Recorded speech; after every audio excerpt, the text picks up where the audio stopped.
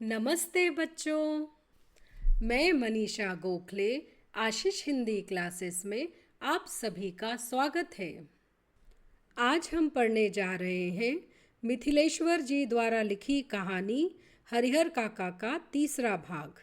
तो चलिए शुरू करते हैं। इस भाग में आए नए शब्द और मुहावरों के अर्थ मैं यहाँ दे रही हूँ ताकि आपको इस पाठ को पढ़ने और समझने में आसानी हो। हरिहर काका के भाई लोगों के साथ उन्हें ढूंढने निकले। उन्हें लगा कि यह महंत का काम है।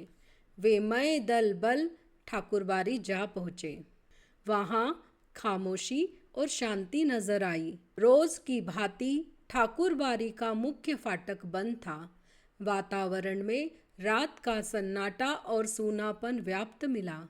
उन्हें लगा यह काम महंत का नहीं, बाहर के डाकुओं का है। वे तो हरजाने की मोटी रकम लेकर ही हरिहर काका को मुक्त करेंगे। तो यहाँ पर जो हरिहर काका के भाई थे वे और लोगों के साथ मय दल बल मतलब लोगों के ग्रुप के साथ और अपने साथ लाठी वगैरह लेकर ठाकुरबाड़ी जा पहुँचे, क्योंकि उन्हें लग रहा था कि यह महंत का काम है।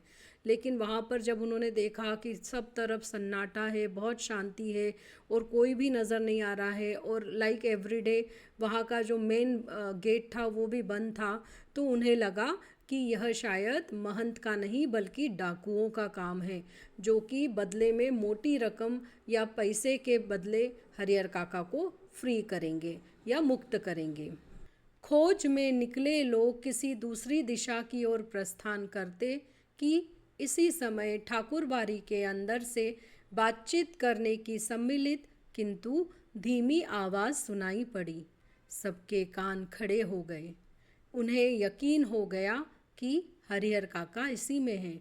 अब क्या सोचना, वे ठाकुरबाड़ी का फाटक पीटने लगे। तो जब जो लोग ढूंढने के लिए निकले थे उन लोगों ने सोचा कि अब हमें डाकुओं के लिए तो जंगल वगैरह में दूसरी जगह ढूंढने जाना पड़ेगा। प्रस्थान करते मतलब निकलते। तभी उन्हें ठाकुरबाड़ी के अंदर से धीमी आवाज़ लोगों की आपस में बात करने की सुनाई हुई। सबके कान खड़े हो गए, मतलब सब अलर्ट हो गए, सतर्क हो गए। उन्हें विश्वास हो गया कि हरिहर काका को यहीं पर बंद किया गया है, इसलिए वो उसके गेट को या दरवाजे को पीटने लगे। इसी समय ठाकुरबाड़ी की छत से रोड़े और पत्थर उनके ऊपर गिरने लगे। वे तितर बितर होने लगे। अपने हथियार संभाले, लेकिन हथियार संभालने से पहले ही ठाकुरबाड़ी के कमरों की खिड़कियों से फायरिंग शुरू हो गई। एक नौजवान के पैर में गोली लग गई। वह गिर गया। उसके गिरते ही हरिहर काका के भाइयों के पक्षधर भाग चले। सिर्फ वे तीनों भाई बचे रह गए। अपने तीनों के बूते इस युद्ध को जीतना उन्हें संभव नहीं जान पड़ा, इसीलिए वे कस्बे के पुलिस थाने की ओर दौड़ पड़े।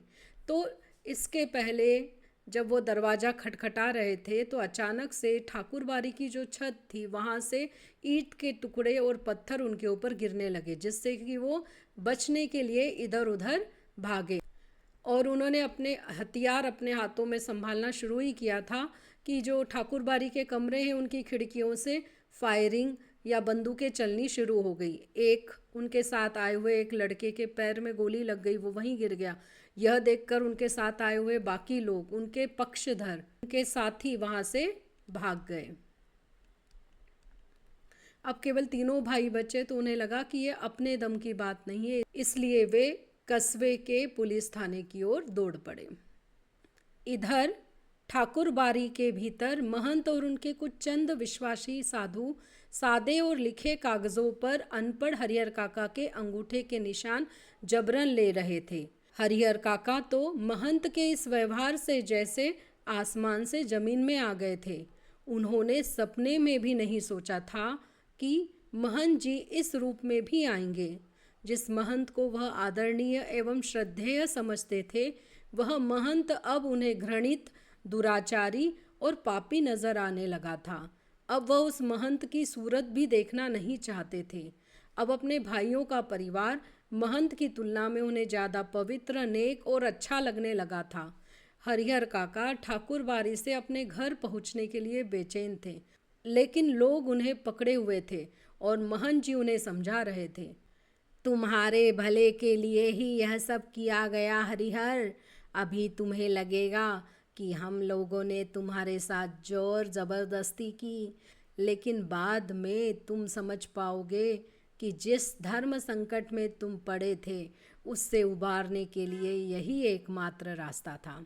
जब उनके भाई पुलिस को बुलाने के लिए थाने की ओर चले गए, तब ठाकुरबाड़ी के अंदर महंत और उसके कुछ विश्वस्त साधु प्लेन पेपर के ऊपर, सादे कागज के ऊपर अनपढ़ हरिहर काका के अंगूठे के निशान जबरदस्ती ले रहे थे। हरिहर काका को तो इतना आश्चर्य हुआ, वो तो सदमे में पहुंच गए। उन्हें लगा कि महंत ऐसा व्यवहार कर सकते हैं। जिस महंत के लिए उनके मन में इतनी रिस्पेक्ट थी, इतना आदर था, वो उन्हें भगवान जैसा पूछते थे, वह महंत अब उन्हें पापी, दुराचारी, गलत व्यवहार करने वाला और ऐसा व्यक्ति हो गया जिससे अब वो घृणा करते थे। उन्हें ऐसा लगा कि महंत की तुलना में उनके भाई का परिवार ज़्यादा अच्छा, पवित्र और नेक है, अच्छा व्यवहार करने वाला है। अब हरिहर काका की इच्छा हो रही थी कि वो कब अपने घर वापस लौट जाएं, लेकिन लोग उन्हें पकड़े हुए थे और जो महंत थे वो बार बार उसे समझा रहे थे कि तुम्हारे अच्छे के लिए ही मैं ये सब कर रहा हूँ। अभी तो हम ज़बरदस्ती तुम्हारी अंगूठे के निशान ले रहे हैं, पर बाद में तुम्हें ही यह लगेगा कि जो हुआ वो अच्छा हुआ। तुम जिस धर्म संकट में हो, जिस कन्फ्यूज़न में हो, हम उस कन्फ्यूज़न को दूर कर रहे हैं। एक और ठाकुरबाड़ी के भीतर जबरन अंगूठे का निशान लेने और पकड़ कर समझाने का कार्य चल रहा था, तो दूसरी ओर हरिहर काका के तीनों भाई सुबह होने से पहले ही पुलिस की जीप के साथ ठाकुरबाड़ी आ पहुंचे। जीप से तीनों भाई, एक दरोगा और पुलिस के 8 जवान उतरे। पुलिस इंचार्ज ने ठाकुरबाड़ी के फाटक पर आवाज़ लगाई, दस्तक दी, लेकिन अंदर से कोई जवाब नहीं। अब पुलिस के जवानों ने ठाकुरबाड़ी के चारों तरफ घेरा डालना शुरू किया। ठाकुरबाड़ी अगर छोटी रहती तो पुलिस के जवान आसानी से उसे घेर लेते, लेकिन विशालकाय ठाकुरबाड़ी को पुलिस के सीमित जवान घेर सकने में असमर्थ साबित हो रहे थे। फिर भी जितना संभव हो सका उस रूप में उन्होंने घेरा डाल दिया और अपना अपना मोर्चा संभाल सुबह की प्रतीक्षा करने लगे। तो इधर ठाकुरबाड़ी के अंदर ज़बरदस्ती हरिहर काका के अलग अलग कागज़ों पर अंगूठे के निशान लिए जा रहे थे और उधर उनके भाई पुलिस को अपने साथ लेकर सुबह होने से पहले ही ठाकुरबाड़ी पहुंच गए। उनके साथ एक दरोगा और पुलिस के 8 जवान थे। पुलिस इंचार्ज ने उन्हें ठाकुरबाड़ी को चारों तरफ से घेरने का आदेश दिया। लोग कम थे और ठाकुरबाड़ी बहुत बड़ी थी। जितना हो सका उतना पुलिस ने उसे घेर लिया और जो इंचार्ज था वो ठाकुरबाड़ी के दरवाजे पर खटखट कर आवाज़ करने लगा, लेकिन अंदर से कोई जवाब नहीं आया। तो उन्होंने सोचा कि हमें सुबह का इंतज़ार करना चाहिए। हरिहर काका के भाइयों ने सोचा था कि जब वे पुलिस के साथ ठाकुरबाड़ी पहुंचेंगे तो ठाकुरबाड़ी के भीतर से हमले होंगे और साधु संत रंगे हाथों पकड़ लिए जाएंगे, लेकिन ऐसा कुछ भी नहीं हुआ। ठाकुरबाड़ी के अंदर से एक रोड़ा भी बाहर नहीं आया। शायद पुलिस को आते हुए उन्होंने देख लिया था। तो भाइयों को लग रहा था कि आज ये गलत काम करते हुए ये सारे साधु संत पकड़े जाएंगे जब पुलिस उनको अंदर से गोलियां चलाते हुए और पत्थर फेंकते हुए देखेगी। लेकिन उन्हें पता चल गया था कि पुलिस आई हुई है, तो ऐसा कुछ भी नहीं हुआ। सुबह होने में अभी कुछ देर थी, इसलिए पुलिस इंचार्ज रह रह कर ठाकुरबाड़ी का फाटक खोलने तथा साधु संतों को आत्मसमर्पण करने के लिए आवाज़ लगा रहे थे। साथ ही पुलिस वर्ग की ओर से हवाई फायर भी किए जा रहे थे, लेकिन ठाकुरबाड़ी की ओर से कोई जवाब नहीं आ रहा था। तो अभी सुबह नहीं हुई थी। जो इंचार्ज है वो बार बार ज़ोर ज़ोर से चिल्लाकर बोल रहे थे कि दरवाज़ा खोलो, और जो वहाँ के साधु संत थे उन्हें बोल रहे थे कि अपने आप का समर्पित कर दो, मतलब अपने आप को पुलिस के हवाले कर दो। लेकिन अंदर से कोई भी बाहर नहीं आया था, ना ही कोई रिप्लाई आया था। पुलिस हवा में फायरिंग भी कर रही थी, लेकिन अंदर से किसी भी तरह की एक्शन नहीं ली जा रही थी। सुबह तड़के एक वृद्ध साधु ने ठाकुरबाड़ी का फाटक खोल दिया। उस साधु की उम्र 80 वर्ष से अधिक की होगी। वह लाठी के सहारे कांपते हुए खड़ा था। पुलिस इंचार्ज ने उस वृद्ध साधु के पास पहुंच हरिहर काका तथा ठाकुरबाड़ी के महंत पुजारी एवं अन्य साधुओं के बारे में पूछा, लेकिन उसने कुछ भी बताने से इनकार कर दिया। पुलिस इंचार्ज ने कई बार उससे पूछा, डांट लगाई, धमकियां दी, लेकिन हर बार एक ही वाक्य कहता, मुझे कुछ नहीं मालूम।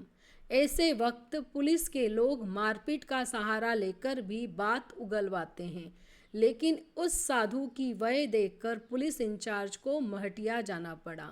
सुबह सुबह एक बूढ़े साधु ने ठाकुरबाड़ी का दरवाज़ा खोला।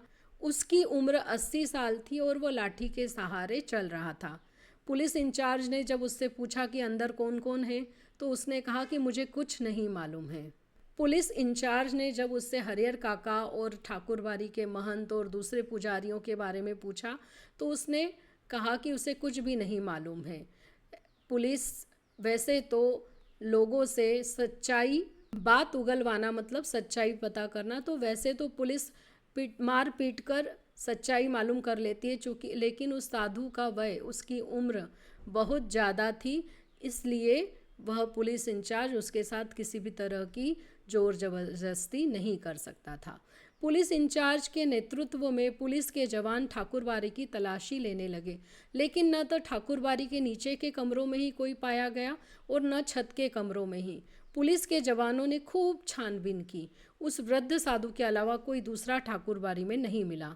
हरिहर काका के भाई चिंता, परेशानी और दुखद आश्चर्य से घिर गए। ठाकुरबाड़ी के महंत और साधु संत हरिहर काका को लेकर कहाँ भाग गए? अब क्या होगा? काफ़ी पैसे खर्च कर पुलिस को लाए थे। पुलिस के साथ आने के बाद वह अंदर ही अंदर गर्व महसूस कर रहे थे। उन्हें लग रहा था कि अब भाई को वे आसानी से घर ले जाएंगे और साधु संतों को जेल भिजवा देंगे, लेकिन दोनों में से एक भी नहीं हुआ। तो अब जो पुलिस इंचार्ज और बाकी पुलिस थे, उन्होंने पूरी ठाकुरबाड़ी की तलाशी ली, ऊपर नीचे के सारे कमरों में देखा, लेकिन उन्हें उस बूढ़े साधु के अलावा वहाँ पर कोई दूसरा नहीं दिखा। जो हरिहर काका के भाई थे वो भी बहुत परेशान हो गए, टेंशन में आ गए, और उन्हें सरप्राइज्ड भी लगा, आश्चर्य भी लगा कि महंत और हरिहर काका और बाकी साधु लोग कहाँ चले गए, अब क्या होगा। बड़ी मुश्किल से थोड़े पैसे देकर, मतलब रिश्वत देकर, वो पुलिस को अपने साथ यहाँ लेकर आए थे, और उन्हें बड़ा प्राउड फील हो रहा था, गर्व हो रहा था कि अब साधु संत भी जेल चले जाएंगे और उनका भाई भी उन्हें मिल जाएगा, लेकिन उनमें से एक भी काम नहीं हो पाया था। ठाकुरबाड़ी के जो कमरे खुले थे उनकी तलाशी पहले ली गई थी। बाद में जिन कमरों की चिटकनियां बंद थी उन्हें भी खोलकर देखा गया था। एक कमरे के बाहर बड़ा सा ताला लटक रहा था। पुलिस और हरिहर काका के भाई सब वहीं एकत्र हो गए। उस कमरे की कुंजी की मांग वृद्ध साधु से की गई, तो उसने साफ कह दिया, मेरे पास नहीं है। पहले तो जो ठाकुरबाड़ी के खुले कमरे थे उनको पूरा चेक किया गया, उसकी तलाशी ली गई। फिर जो बंद थे, मतलब उसकी चिटकनी लगी हुई थी, उन्हें भी खोलकर देखा गया। फिर उन्होंने देखा कि एक कमरे पे एक बड़ा सा ताला लगा हुआ है। जब उस बूढ़े साधु से पूछा गया कि इसकी चाबी कहाँ है, तो उसने साफ कह दिया कि उसके पास नहीं है। जब उससे पूछा गया इस कमरे में क्या है, तब उसने जवाब दिया, अनाज है। पुलिस इंचार्ज अब ये सोच ही रहे थे कि इस कमरे का ताला तोड़कर देखा जाए या छोड़ दिया जाए, कि अचानक उस कमरे के दरवाजे को भीतर से किसी ने धक्का देना शुरू किया। पुलिस के जवान सावधान हो गए। ताला तोड़कर कमरे का दरवाज़ा खोला गया। कमरे के भीतर हरिहर काका जिस स्थिति में मिले, उसे देखकर उनके भाइयों का खून खोल उठा। उस वक्त अगर महंत पुजारी या अन्य नौजवान साधु उन्हें नज़र आ जाते तो वो जीते जी उन्हें नहीं छोड़ते। अभी पुलिस का जो इंचार्ज था वो सोच ही रहा था कि इस कमरे का ताला तोड़ा जाए या इसे छोड़ दिया जाए, क्योंकि साधु ने बताया था कि उसके अंदर अनाज है, कि तभी कमरे के अंदर से धक्का देने की आवाज़ आई। अब पुलिस के जो जवान थे, जो पुलिस कैंडिडेट्स थे, वो अलर्ट हो गए, सावधान हो गए, और उन्होंने ताला तोड़कर जब कमरा खोला तो उसके अंदर जो हरिहर काका की कंडीशन थी, जो स्थिति थी, उसे देखकर उनके भाइयों का खून खोल उठा। खून खोल उठा मतलब उन्हें बहुत गुस्सा आया। अगर उस समय महंत उनके सामने होता या जो पुजारी और साधु है, अगर वो दिखाई दे जाते तो वो उनकी हत्या ही कर देते। हरिहर काका के हाथ और पांव तो बांध ही दिए गए थे, उनके मुंह में कपड़ा ठूसकर बांध दिया गया था।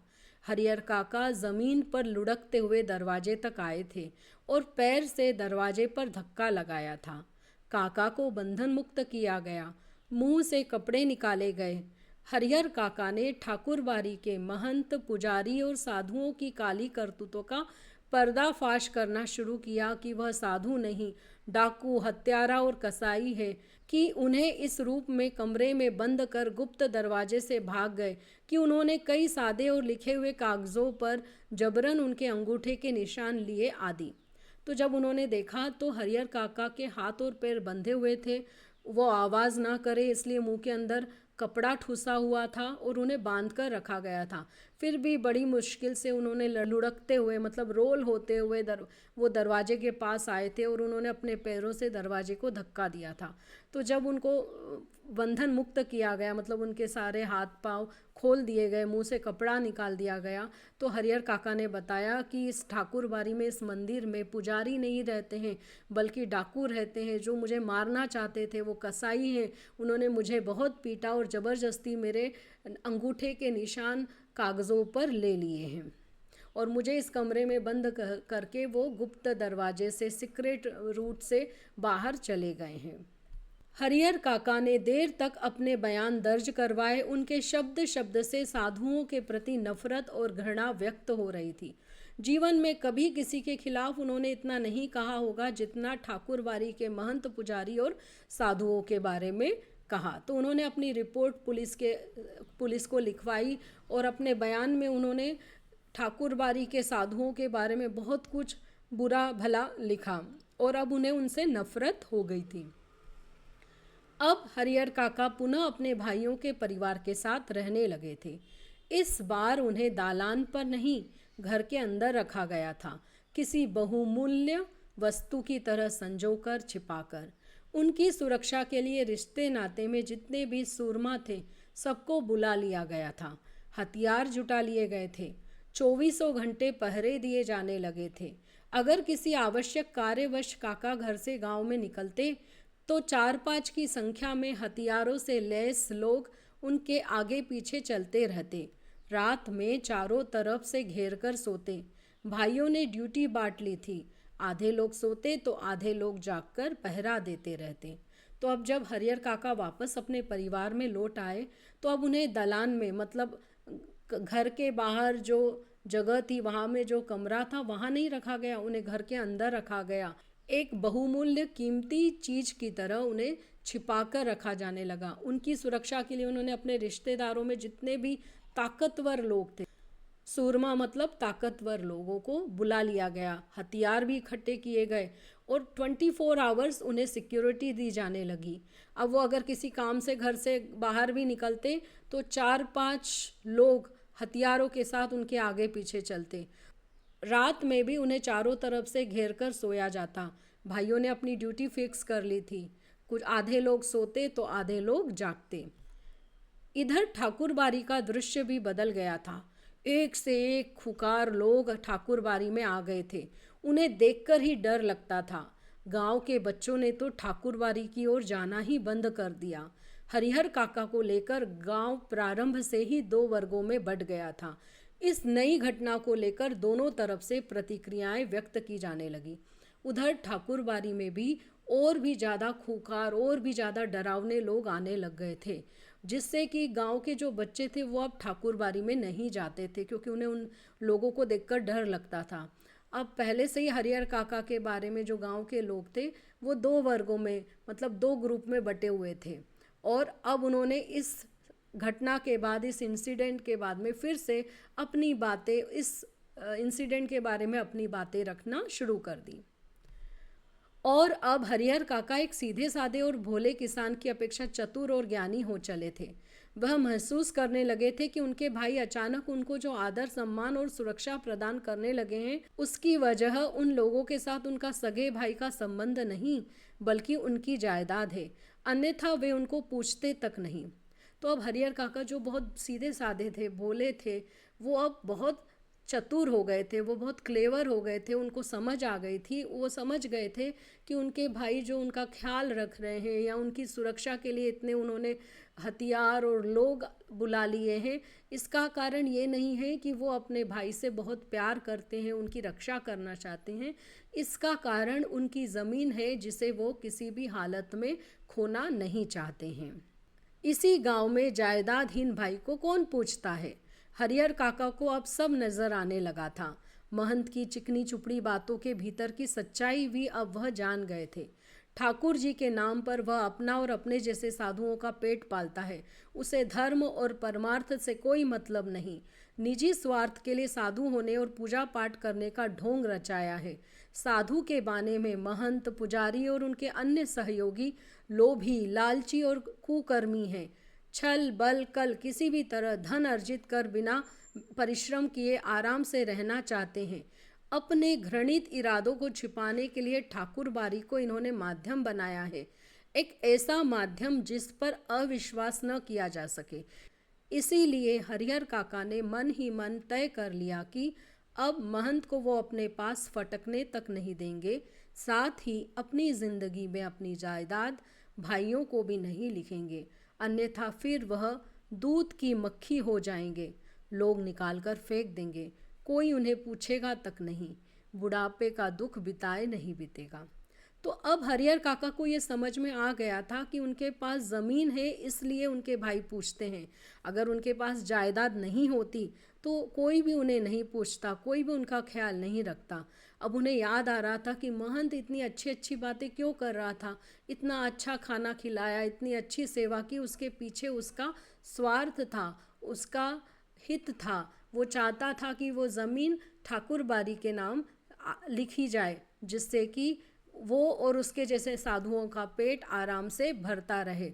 अब उन्हें समझ में आ रहा था कि वो दूसरों की भलाई का काम नहीं करता है, वो तो बहुत स्वार्थी है। वो अपने खुद के स्वार्थ के लिए, अपने मतलब के लिए पूजा पाठ का ढोंग, मतलब झूठा प्रदर्शन करता है। और ये जो ठाकुरबाड़ी जो है वह एक मीडियम है, एक माध्यम है जिसके द्वारा वो अपनी सच्चाई को लोगों के सामने नहीं आने देता है। और इस बहाने वो अपने दोस्तों के साथ छल से, गलत कार्य से, बल से, ताकत से और युक्ति से केवल धन अर्जित करना चाहता है, केवल पैसा कमाना चाहता है ताकि बिना मेहनत किए आराम से रह सके। ये पूजा पाठ तो केवल एक बहाना है। और उसके अलावा उन्होंने ये निश्चय कर लिया कि वो तो ना तो कभी महंत को अपने आसपास आने देंगे और ना ही अपनी लाइफ में अपनी ज़मीन भाइयों के नाम लिखेंगे, नहीं तो भाई भी उन्हें दूध की मक्खी की तरह, बेकार चीज़ की तरह निकाल फेंकेंगे और फिर उन्हें कोई भी नहीं पूछेगा और उनकी दशा बहुत कठिन हो जाएगी। अगले वीडियो में इस पाठ का अगला भाग लेकर फिर से हाजिर होंगी। तब तक के लिए धन्यवाद।